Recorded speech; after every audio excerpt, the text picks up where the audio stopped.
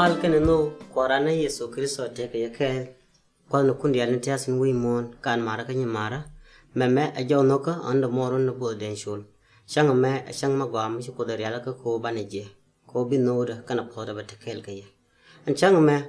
tana kangi dan chalne pil reyeka akan no ka reyi dana wale jaw noka shi jien ponde sadamandan na Abraham jewo gulchiende min an godor Abraham ay dun ko na Abraham aramkel kanay to kon tilat yeka wona me e diet ke dit lar ke yeka wona ma ka British Columbia ka Canada lora wona me sine woka ja ko kiko bako jawotiesh angomo lode an wona ne biran pere yeka ko gwame bi ban woka kondial ban wo jekel ka demanda ne Abraham ko kor ban lun ke studio kor ban ngidan ko la pachof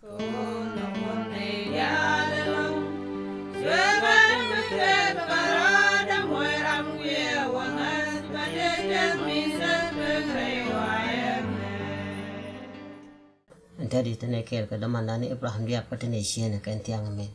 Abraham dia male mal mo ko atala mo ko along ko ne si ko kam tiang me si tiang ye ja ko ne bi ne ben siendu ko piko ne bananga ba real ka ko piko ne mo molode o bina pire ye ka akana no ni am goro bana pal wala ni am ko ka pal ajan koro ne kan pin ka gwara Kodine ben kan tiang me. Ane ite lai ko shuka yufre ni nati gimana tiang. Tiku baba kati dia to bakalat kan tiang. Kui ko ne to kon baling kan. Bikamoy po. Kui ngal di BRF. Ti ke demandana Abraham. Kolat me kam jaba. Balat mo ko. Pose ko bume. Reisang na. Jadi alba kati ko gon ko shodo ko shorga ne Yesu Kristo ko mari ino ata ga mo galong Abraham ko siya ben siya no kan tiang me akan no woni am guru ne to konti lenga jaw no ka koro banga ya kan bai nga ya kan ko bo di ro lar ke jinga kenyam bakula ta loy karaude ba jaw no ka ba la ta loy siya ben chang wala me chede sharnga Abraham which dia bangur Kapangka. Atala mo na kan damana na Abraham semin salari no won ka won wala magor ban siang ngaya ban yang ay ko ne amo molode ko ne biran pere ye ka ran ma cha chai bon kailo si gera i mo bare ye ka kami bare ye ka iba bol jala ne mi bare ye ka sia kan ma tore ye ka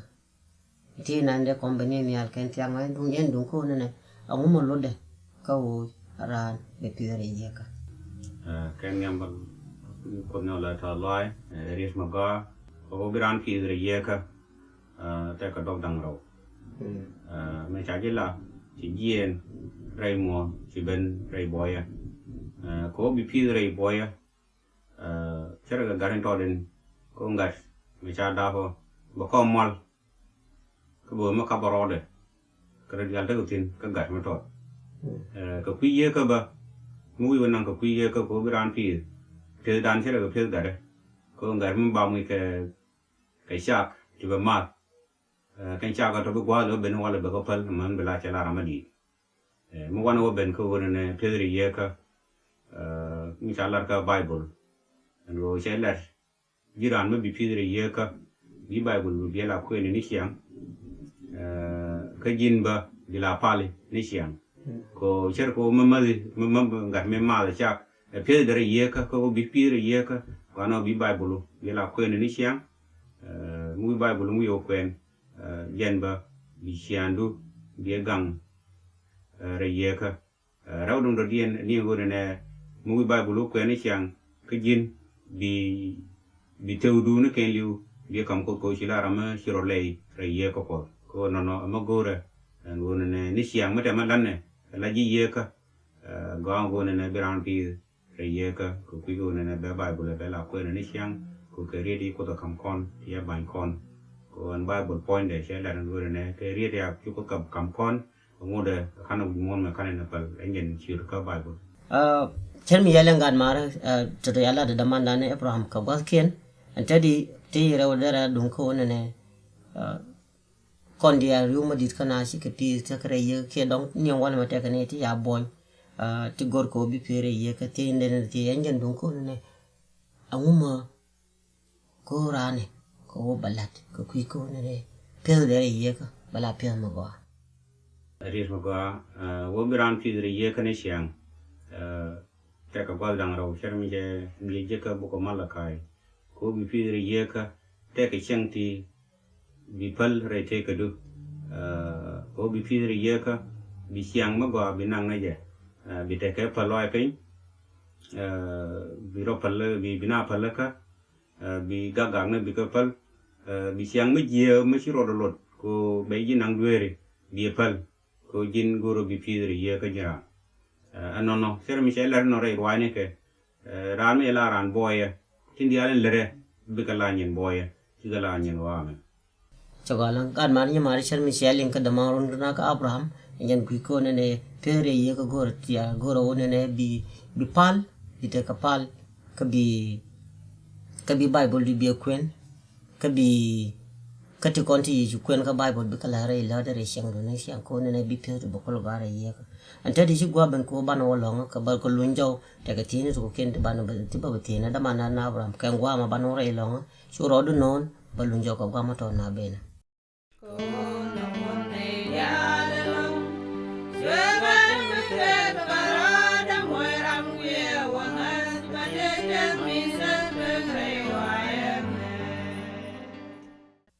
Atalai mgalan chine lunjo kamal nganta doran damandani Abraham mawi diop shen jala de na kabode en tiang me tiang ne ko kiko bine chiang nga bine kan ko kiko ngomolo do bana pere yega shen mi yaling kadam morun o pere yega gora tungwan o bana kala la dre te kadan ka kore en tadi gor ba damandam na Abraham gor ba te kiko Abraham machiwor mat re chiang mi kuli chiang ko na chiang re te kadan ngom nyo je rame pire yeka ki rame ke pire yeka ris ma go pu ta ke de rama te ye ka te ka loi pe te ke diel ke te ka ngai ngona me di me te ka je mo yo karam nanin min te wa ye je gwan ter go rama ni renal ting dial lere ke ti je ti nien jen ba ti la mal go nanin te tin me te na ge me te kel ka na chiang china chiang rei mal chiang de la le ro de ko ran wa ne gen jago alang kemi sharing da morun ka Abraham da ramate re yeka te ka palaka ka te loa ka te ka die ka te ka mal re chiang ka kelu gor ya wona ne ri de lenga ma ka kafre te ka du ka la ri te konte goi ka wona ne biti ge ji re yeka du ka wona ne bi phil du ka la phil ma ba seminar cha la Quran Yesu Kristo an tema go mi de te ya pu da ma na ne Abraham kam tema te mi gwe ya kanga tema bumalong mate ka kel madela lat ara mo chal ka no maran ko Yesu wi mon kele kana no ma ya la lat dare siang ko dare ya ka bum ka dare ka ne re no jen cái này con bảo bị giàu nó cả riêng thằng để làm cái người mình thằng nào quan mẹ có anh kêu có anh con bảo rằng tiêu có chơi với chơi làm cái gì ở bờ người này mua ra tiêu có nhìn con điện bị có gọi cái mua non cam đàn có có thì là mình đem mua chơi cái mình con này cái cái đấy rồi mấy cháu đó đi non là cái nó xem được tiền chỉ có cái bể đuôi mình trong đây là nè người này cái dầu nó cái này con ban dầu nó có bìa kèn vi môn để lại người này con tiêu nó ra nó ban nó có biết chẳng con biết cái quá chắc cái mấy cha là cái cháu của có ba đàn nó cái ban nó có rồi bỏ cái rồi đấy anh nhận biết đi ăn biết bao gọi te loy ma dit cher mi yalengan mar me ajaw no ka nganda moron no bo den shul tane ke kon da manda na Abraham ken tiang me antadi akene ni jen go ne ko biana bande da manda na Abraham ne ti ko bakon nang nyam ko kapal ka bapal ko pi dan yene dia lenga jaw no ka da ka bapal ko pi mala ko pi we dan ba Abraham dir ko nang nyam ko kapal Ego. palna ajen jaw ko personal kana pinga gwara ci gwal ben ko karwandi te gwadin karwandi kam ko gwadin nun ne bako ji ngai rete kada kenyam lar jaw noka lar jeta loy no ci ko ben chang ona me ka cha ko rwani ko cha ka bi cha gwadin te de te ko wi mona me lang ji gon kane ko kon ti yo rein gon ne diale ci kanang tin ci kan nuar ni kon gon diale te tin gwadin yo ka kan mal ko jin kon me le ro ka tin diale ci kam ko yo ka mana gar ken gwadin ka yo weda ko we ma we mi kam ko jin ka bu den ko mi gwadin ko an le diale ka lo gon bar mboten malu kana ko du ta ke ko rai wa me kan jin bilagan da ka tin diale bakalar ko go ka ci Jesus en la kan amen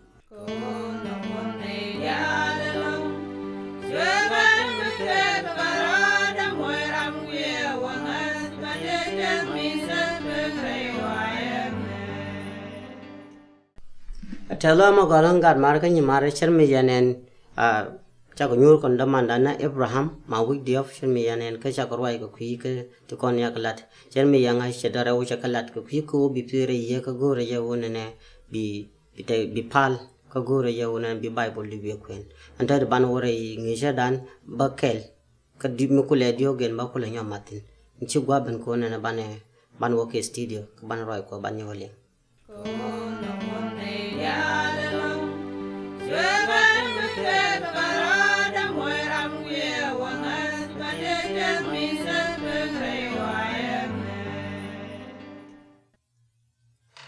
Paul Korana Yesu Kristo tekel kiye chalun jaw ke studio Shermin shagui ko gwan to dinan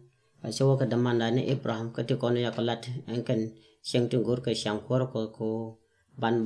ka lare te ka dan alo ya ka to kon ti lat ka kora ba diogen ba ko lamatin on kam shi Abraham ya lane na maguro bi pire ye ka gori raw to go ko bi ka tekel kaye gori ya woni na bi teke bi pal ko pal poinde yen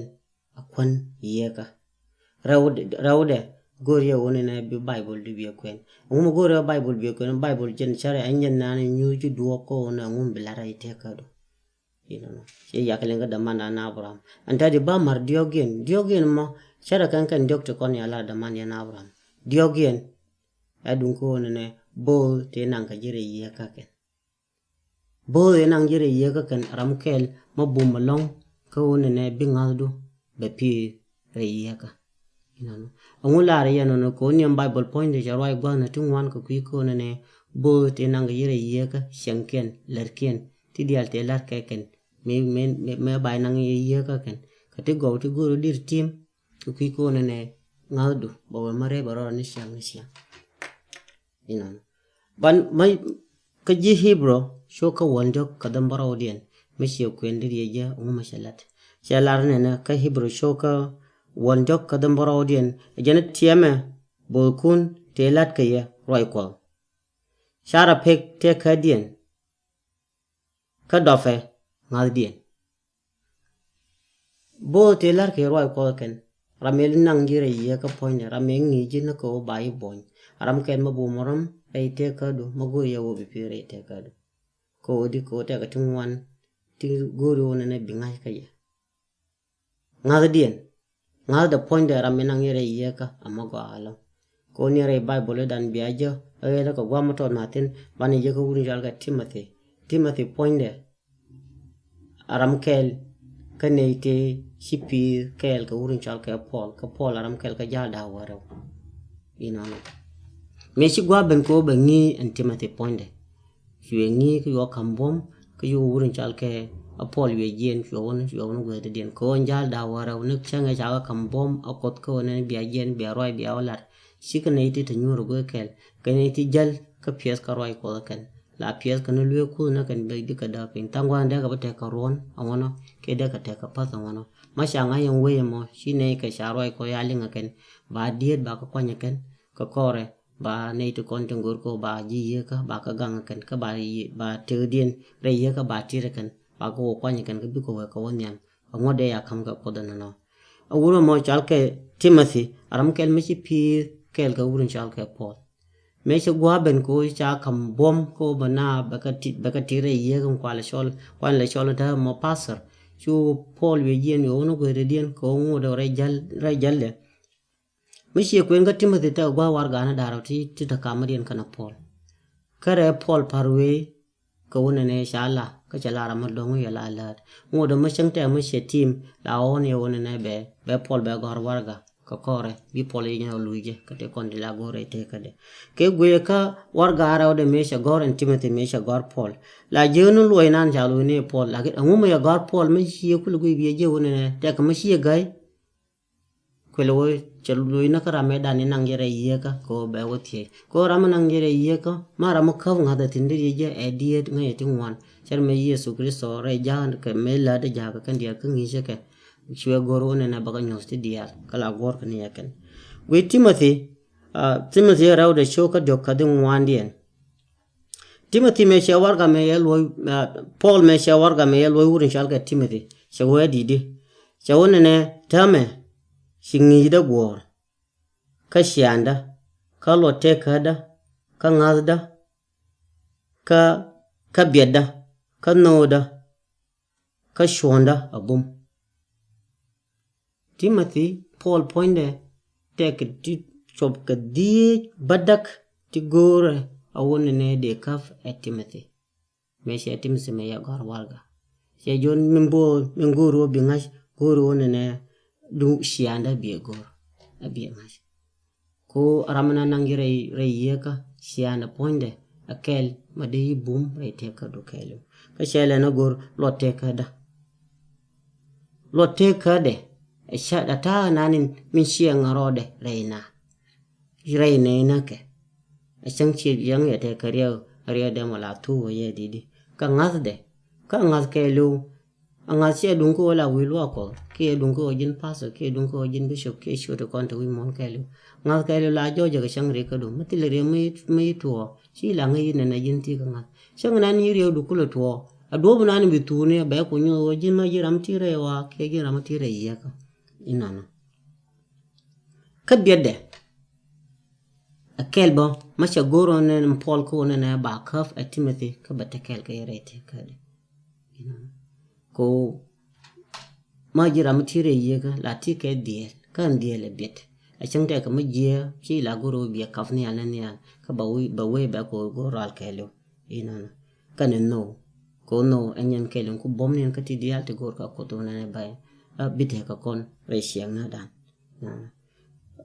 kan shonde bum aroy ko antadi ruma di dongde ranja arun kana an wala chelada na kut belar ka mola ba kairan mashiriya do ban kimi shwe na ban dongde dun ko ne tie gore ko balana lad matel ka barwai ko ba banpin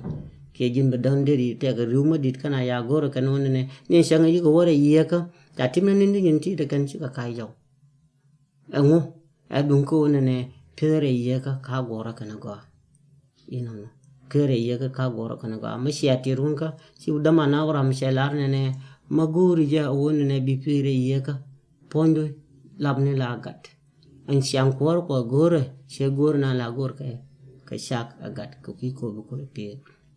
an kot kare wono ba shak ba kano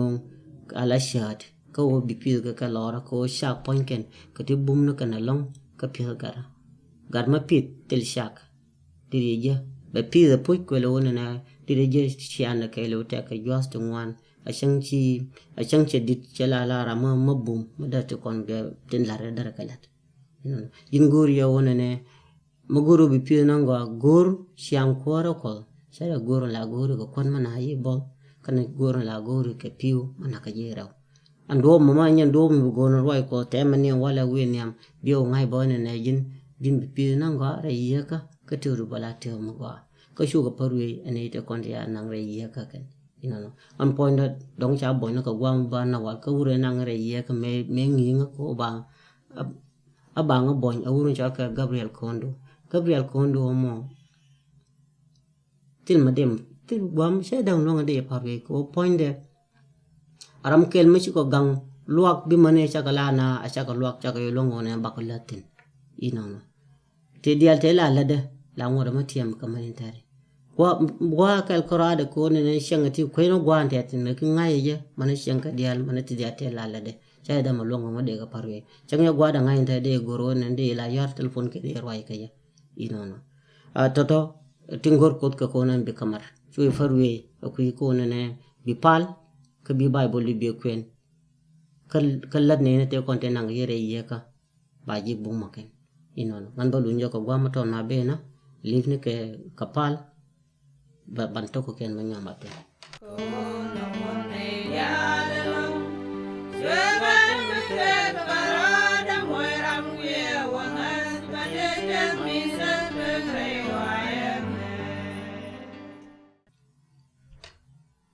Talai ma di long mong di ma ti kel ka nga wona ma dara wona na shi ko da kam jin shang ma ko na bi jawri beling ka jaw no ka da beling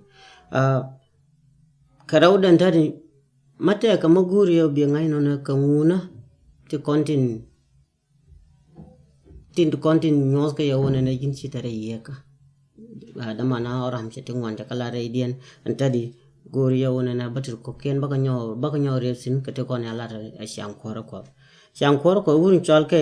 ji kronthien chaka gor warga mi ye kwen ka ji kronthien na ka tub di bieje na kala ranga me gore warga la kan ji kronthien point kan ke hebrew an kan ji bo point an kan jewish point kan chi ka wora inga ka gwa ma to me chi ka wora inga cha de no nyolo yere shang wa na shang me ya ka jaka warga mo ye nyo so wona ne kan chi ka kai ra chi ka lui na re wa la ta ka tin ka kronthien indiogen kadin kailien ba to ka rawdien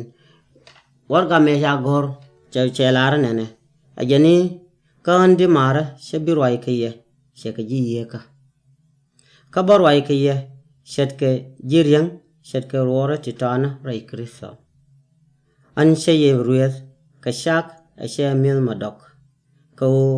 kan yen ro realaka ka kwide ka shangan tame kan yen ro realaka ka wo ngode ala jiryang kami ngot tiel kana ga kam ne kun she yen jiryang shet shanga ka shangna inono warga me she lu she joy wonne angara tudien kailu tada ta ga gang na sin wona me ji kurantien ja jun ne kam ngore tudun ngore ta ga gang na kam na kun anga gang na to kenye ne kontin tin shang ka shang riang me shang ka shang ye ka tila ga gang se la ti sin re dien ko ma la ti re dien inono ko anta maguri bi pire ye bi ono biro du nan ka ga gang na ka biro du nan ka tiel ka biro du nan ka shang tan je to kon sai nya gor ka peter show ka raw ka dimbo dien so kulu wona na chelana na woyro ka je dia ka kaskelu kana mat kelu ketiel kana gwer anto mashaka lara kudin to mata ka kon ke ta ka ji ke ta ka ye yana to dara wona ne a chang lari ye tiar roi ko a chang lari ye ngaram kel chang lari ngan al da lo ko ke ngan kwai ke ngan la lo ko ke ngaram la wa lo ko ne shang anga jesus kan shang ati takarido ke ta la dike te da mar tuga to wona ne bi dari la ran ye ko gori ye wona ne binan kan ti dialati ka peter cho rawdien chel gori ne ajana kash kelu goro bienan nguma la non kash enono ka kana mat obi teudo bala te mala merena na shi to shi le gwe da kelu kana tiel kan tiel kel mo bumalong mala wuiran rayeka ka benang na ra kana gwer inono ta tungwan kana gagang na ka larjor ka tiel ka gwer anto mata ka rayeka mati rayeka ka ta ka ji ki tiare yeka ka ta ka ye te dong ta de je la re je ran lo ko dong ne kam du yen ban tie ka du ya du linge ne ye ki kam du yen she gu ya du linge ye ki kam dun ye ne ti ya nyura la ji we she du ling kam na kun ki yen ji da she du ling kam na kun inono anto mata ka kam na kun kum pen ka ye siang ga gang na ka na gwer ka tiel anto mata kam na kun sharo de lot dara nyo no wona ne tia rewa ka kudon wale che no de che non kor ka jaw no ka fi ko ne ka ro ma wona ne bila ben bika banya ra bika bany pin bila wona ne bila no je ko da goro ne bite ka kon bila na diel na khai lai bila na palaka anta to mu ko gor bi ka te ka je bi nga wona ne tire ye ka ko mu rew du ben bi diel te sen mo ay lar ka ma jera bi palaka anta to kan goro ko do bite ka kon kanyen ro na me karma mi si jaw mi shelin kut na oji enyen kule ling na jaw ma wale an bai te ko fi ko ne kaf nga do bom kot jetya antine de ya ne no wi mo ne ti ka ti bayelo ka Matthew bi je wona ne jin matili ngas biro du je ajira mati ke ti ka dual ma di mata lodo sang chi leng taw ga gang biro je duale kam ka John ba chelan la ne jin mu ngodi mu ma jira madong ngal do mo ngoda ngoda ma la je ro du ti ka dual ma di re te ka an dual lod no na jin kitare yega ona wona nan ti de bibare yega ko na ba nyo do ben an ngor ka ko cham je lar kwen bible mu yu kwen be nyo wona ne anene cham de ja ko de dual anene cham de ja ko wona ne diri dier kana dual non ka tel ngata mutire Yesu Kristo Yesu shalar ne nganti dial chakadal wi ja marie inon ngan akana to bai te kan wala mo me jaw no ko shelinga o bibere no ka kut bieno kan wona ma bala kan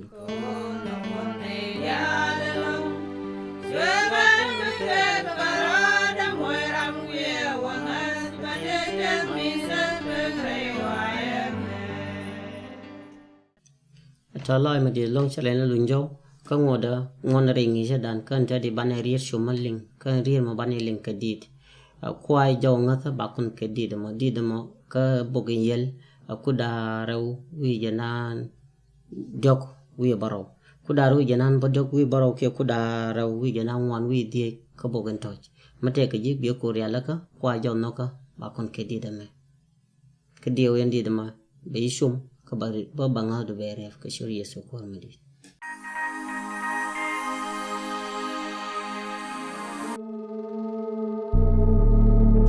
je Corinthian mbodien shoka diok auto ka kel bo to ka diogen kan da mari shebroy ka ye shet ka ji ye ka baroy ka ye shet ka jirian shet ka rora titana re Kristo anche yerwet ka shak ashe mo mel madok ko kan ro yalaka ko pide ka ashangan tame kan yenor yalaka ko ngode ala jirian kamu ngotiel kana ga kam ni kun si yana jirian ka shanga